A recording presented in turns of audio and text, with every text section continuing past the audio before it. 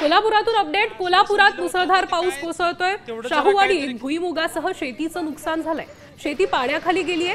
हातातोंडाशी आलेला घास मात्र पावसानं तेच की हे बघा आता काय नुकसान आहे। आता ती भाताचं पंचनामा करते, ह्याचं पंचनामा आता काय कर्जमाफी नाही काय नाही, सगळं शेतकऱ्याचं हाल आहे।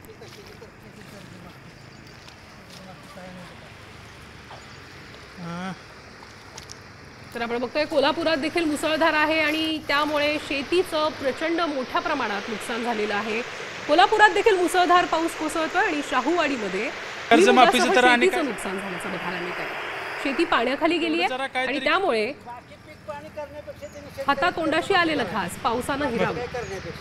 आता तेच की हे बघा आता काय नुकसान आहे। आता ती भाताचं पंचनामा करते, ह्याचं पंचनामा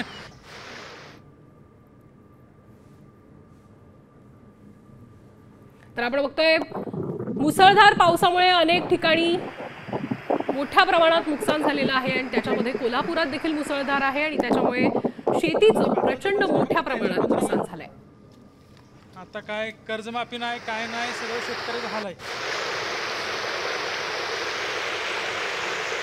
दृश्य कोल्हापुरातून आपण बघतोय की कोल्हापुरात कशा पद्धतीनं मुसळधार पावसामुळे शेतीचं नुकसान झालेलं आहे। विशेष करून शाहूवाडीमध्ये भुईमुगासह शेतीचं जे आहे ते मोठ्या प्रमाणात नुकसान झालं। कोल्हापुरात देखील मुसळधार पाऊस दाखल झालेला आहे आणि या मुसळधार पावसाने मोठ्या प्रमाणात शेतीचं नुकसान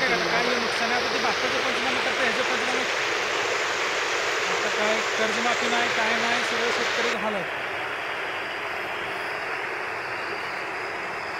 तर दत्तात्रय जाधव आपल्यासोबत जोडले गेलेले आहेत। दत्तात्रय, काय अधिकची माहिती मिळते आपल्याला तिथली की कशा पद्धतीनं हे नुकसान झालं? कर्जमाफीचं तर आणि काय शेतकरी आश्वासन दिलं होतं तर ते काय तेवढं जरा काहीतरी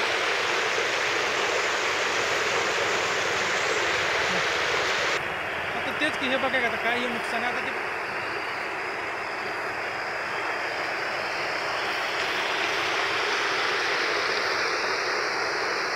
तर आपण बघतोय ही दृश्य कोल्हापुरातली आहे। कोल्हापुरात मुसळधार दाखल झालेला आहे आणि कशा पद्धतीनं या पावसानं शेतीचं मोठ्या प्रमाणात नुकसान केलेलं आहे। भुईमुगासह शेतीचं मोठ्या प्रमाणात नुकसान झालेलं आहे। त्यामुळे म्हणजे पहिल्यांदाच असं झालंय। पहिल्यांदाच म्हणजे एखादा दुसरा पाऊस पडतोच ना, बरोबर, पण पाणी कधी झालं नव्हतं असं कधी नाही ना। म्हणजे आता आपलं भुईमुग आणि मक्याचं सगळं पीक गेलं म्हणा, हातातलं गेलं। 100% काय नाही, जो उपयोग घरात नेऊन तरी काय शेतात कुजण्यापेक्षा घरात कुजवायचं असा आहे विषय त्याचा। आता हे जे आपलं ते आता पुढचं भात शेतीचं तर काय आता विषय, भात शेती तर काय आता करायचंच नाही। काय काय करणार, पाऊस पुरणार का पुढे? भात शेती तर कशी गावायची? अजून शेतात काय रोटर चालते का काय चालते तेव्हा? आता कर्जमाफीचं तर आणि काय शेतकरी आश्वासन दिलं होतं, आता ते काय तेवढं जरा काहीतरी बाकी पीक पाणी करण्यापेक्षा त्यांनी शेतकऱ्याची कर्जमाफी करावी, बाकीचं काय करण्यापेक्षा। आता तेच की हे बघा आता काय नुकसान आहे। आता ती भाताचं पंचनामा करते, ह्याचं पंचनामा हे भुईमुगाचं तर येऊन बांधाव येऊन तिने आता पंचनामा केलं पाहिजे। पंचनामा करून पण नाही, त्यांनी एक मार्ग आपल्या शेतीचं शेतकऱ्याचं नाही। आता जे काय असेल बाबा गुंठ्याप्रमाणे जे काय असेल जे नुकसान भरपाई ना ते प्रत्येकाला गेलं पाहिजे, ते झालंच पाहिजे आणि त्याच्यात आणि कर्जमाफी केली पाहिजे। आता ही 2 पिकं बघा तुमच्या हातातली गेली, म्हणजे पुढची मागची 4 महिन्याची मेहनत आणि हे पुढचं आता भात शेती होणार।